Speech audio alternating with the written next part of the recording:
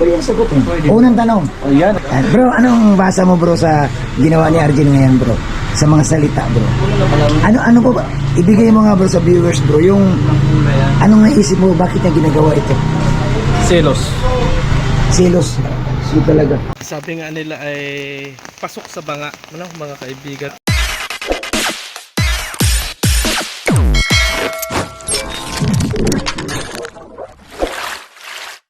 Okay guys, isang mapagpalang umaga, tanghali, gabi po sa inyo lahat. Sana po ang lahat ay nasa mabuting kalagayan at ligtas po sa anumang kapahamakan. Saan po kayo dako ng mundo na naroroon. Ako po muli ang inyong lingkod, Maestro 21 TV. Sa ating video ngayong araw na ito mga kalingap ay ating ang pag-usapan po itong naging pahayag po ni Pres Birador, ang presidente po ng Carepa tungkol po dito sa kanyang pag-iimbestiga. Alam po ninyo ay itong po si Pres Birador po ang natoka na mag-imbestiga kung ano po yung katotohanan tungkol po dito sa naging issue po, yung issue po ni Arjen, at ito nga po yung pagpo-post, yung screenshot po ng pagpo-post po niya ng hindi magandang pananalita, ang malaswang komento po laban po sa EDSI, So ano na kaya ang update bagamat dito po sa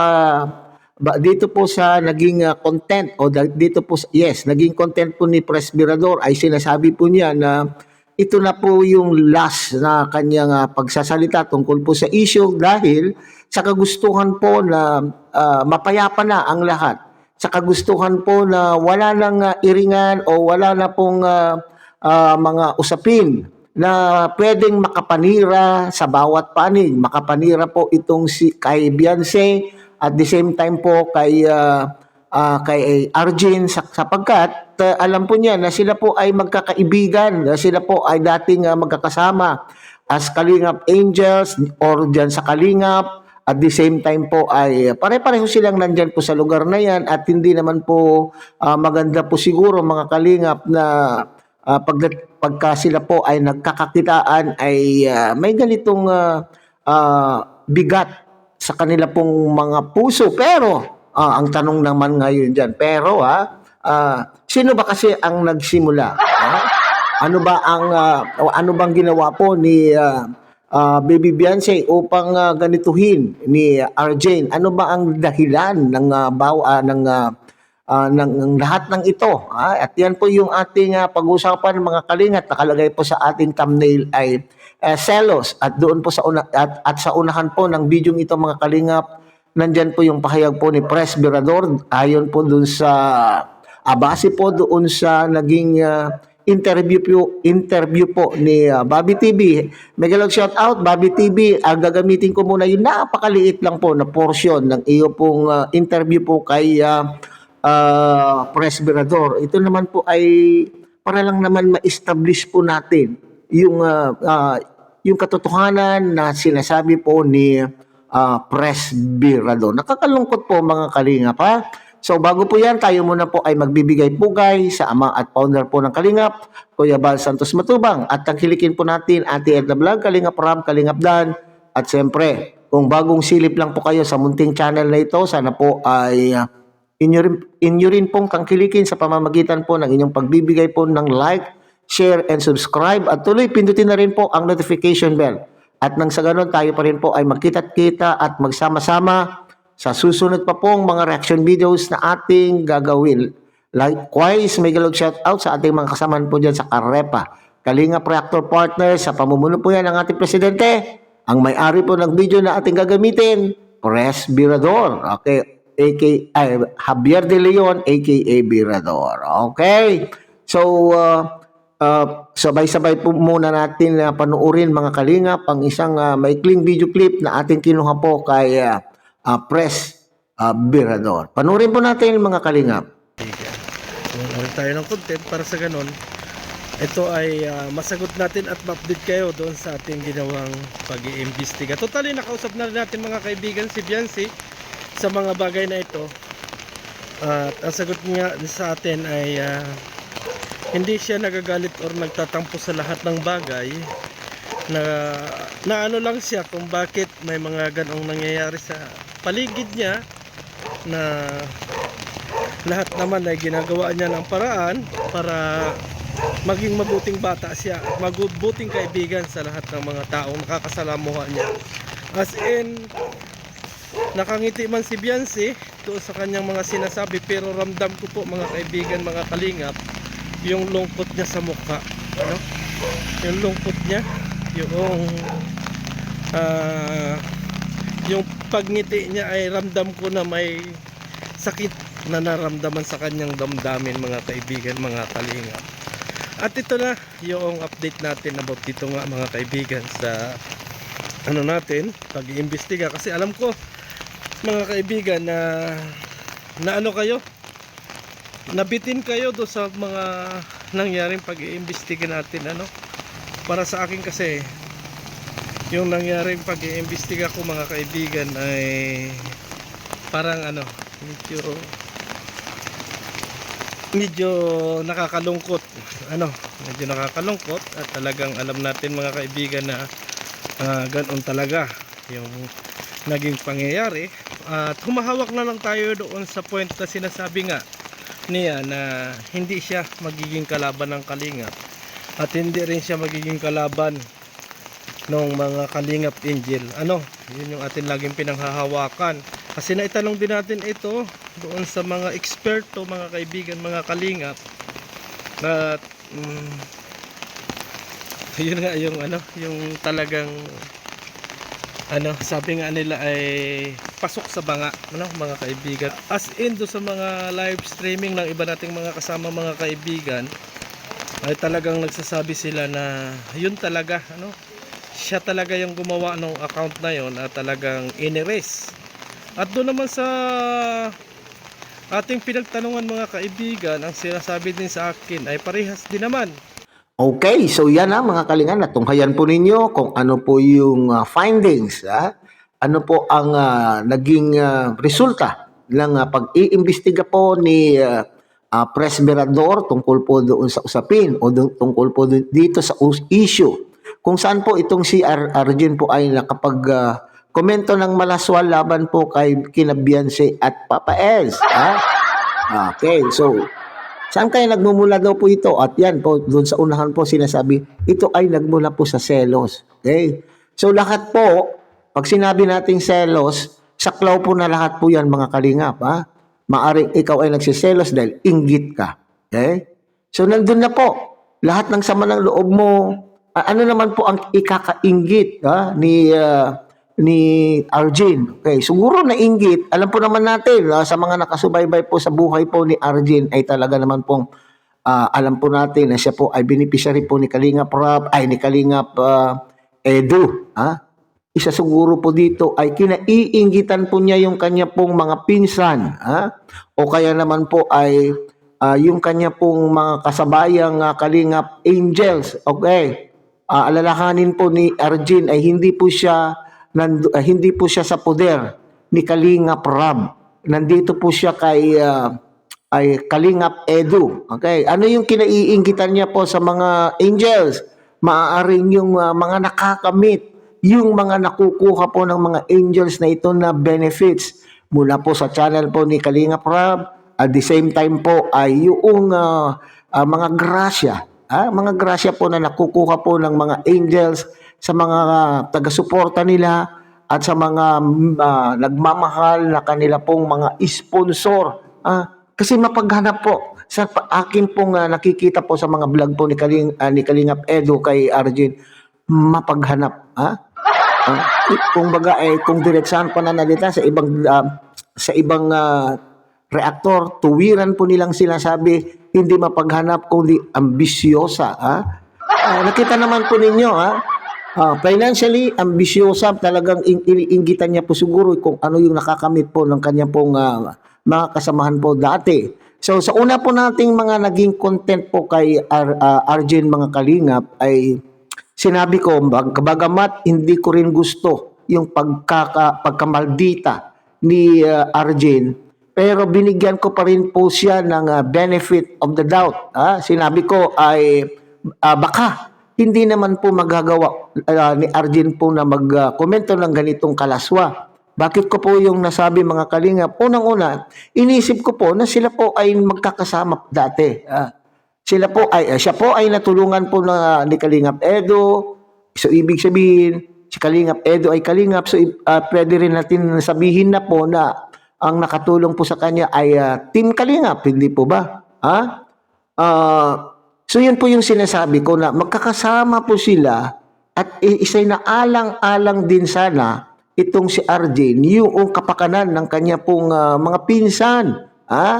Na lalo na po itong si Baby Carla, ay dapat inisip po niya na pagka ginawa ko po ito, ay baka naman po madadamay ang aking mga pinsan, lalo na po itong si Carla, na ngayon ay na itong si Carla ay namamayagpag, ay sila po ay talaga naman pong umaagos. Umaagos po yung tulong po sa kanya. Yun po sana. Naging masaya na lang po sana itong si Arjen na ang kanyang mga pinsan ay natutulungan. Huwag na sana po niyang kinainggitan pero ano po ang nangyari. Okay, inaisip ko tuloy mga kalingap. Naisip ko tuloy na itong si Arjen ay maaaring mayroong tao na sa likod po nito. Mayroong mga grupo. Ito'y isip ko lamang ito'y aking opinion. Okay. Ito po ay mayroong grupo na maaring itinutulak. Itinutulak itong si Arjen upang ganyan ang ipinapakita po niya. Ganyan ang pinapakita po niya sa kanya pong channel. O yung pag-uugali. Yan po yung kanyang ipinapakitang imahe dito po sa social media. At sino po itong mga grupong ito na sinasabi ko na nasa likod po ni Arjen mga kalingap? Maari ito yung mga tao na talagang gustong siraan itong EDSI. Bukod po dun sa personal na nararamdaman, alam po naman natin marami po tayo na tunghayan na pwede nating pagbasehan kung na itong si Arjen ay mayroong personal na galit kay Baby Beyonce at the same time kay Kalingap Edo. Kaya tama po yung siguro yung sinasabi po nila mga kalingap na itong si Arjen ay mayroon na lihim na pagnanasa. Mayroon siyang lihim na pagnanasa po kay Kalingap Edo at talaga naman pong ayaw po niya. Kung maaari ay ayaw po niya na mapunta po kay Baby Beyonce.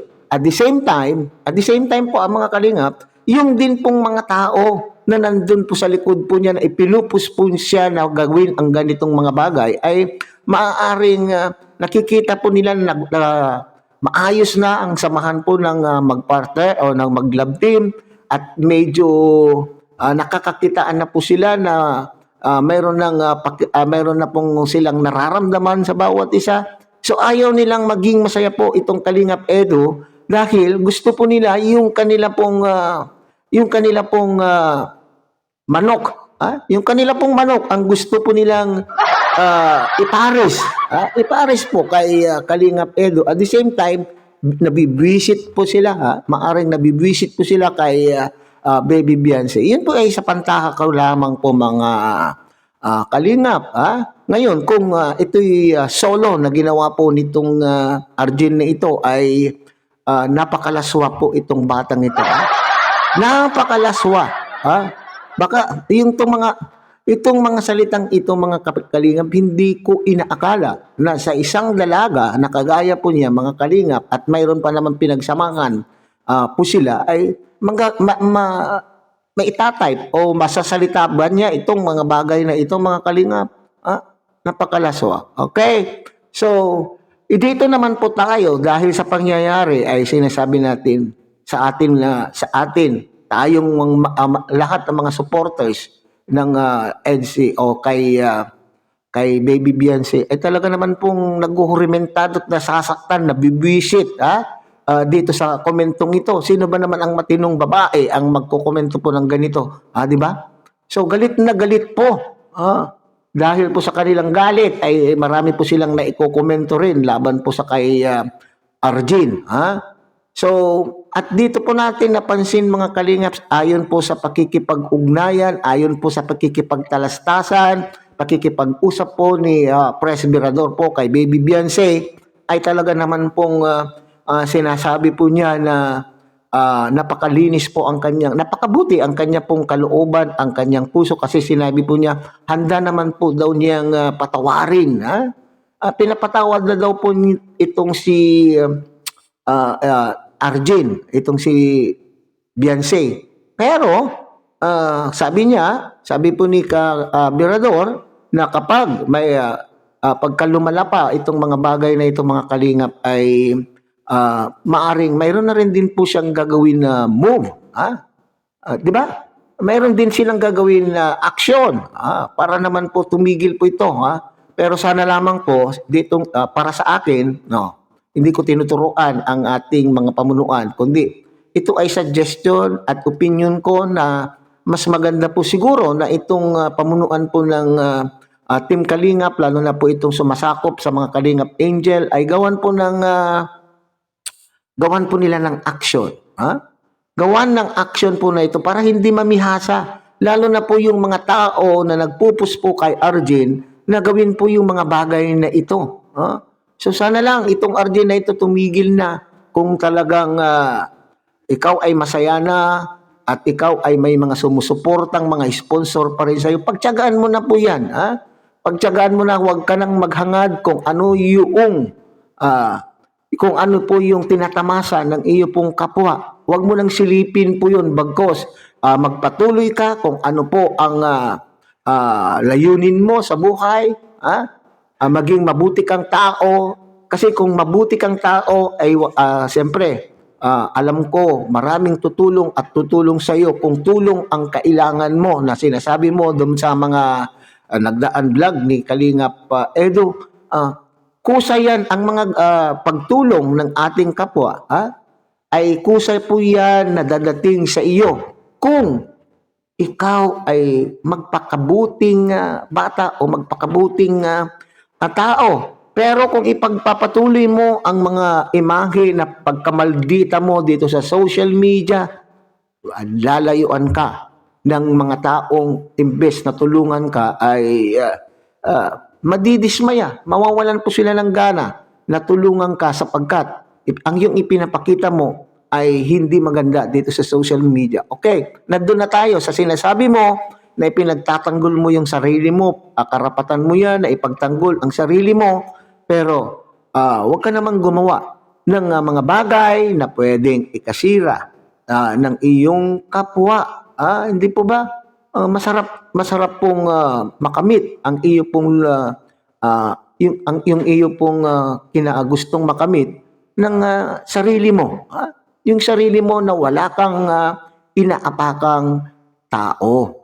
Yan So sana ito na rin po siguro yung last na ating pagko-content. Sabi nga ni Boss Birador, upang sa ganun naman po ay ang tinitingnan po kasi ni Pres Birador po dito, yung masisira po yung itong mga batang ito kasi kapwa po sila mga bata at masisira yung reputasyon nila, dignity po nila dahil sila po ay nag-aaral.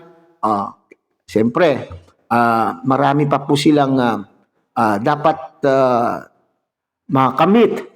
Dahil sila pa po ay mga bata pa lamang. Ngayon kung ipagpapatuloy po natin na gagawan po ito ng negatibong reaksyon ay maaaring ikasisira po ng bawat panig. Okay? So hanggang dito na lamang po tayo mga kalingap. Muli, tangkilikin po natin Kuya Bal Santos Matubang, Ate Anna Vlog, Kalingap Rob, Kalingap Dan. At siyempre, muli, pinapakiusapan po kayo ng inyong pong lingkod na sana po inyo rin pong tangkilikin ang munting channel nito sa pamamagitan po ng inyong pagbibigay ng like, share, and subscribe. At tuloy, pindutin na rin po ang notification bell. At nang sa ganon, tayo pa rin po ay magkita-kita at magsama-sama sa susunod pa pong mga reaction videos na ating gagawin. Muli, isang mapagpalang umaga, tanghali, gabi po sa inyo lahat. Mabuhay po kayo at God bless everyone.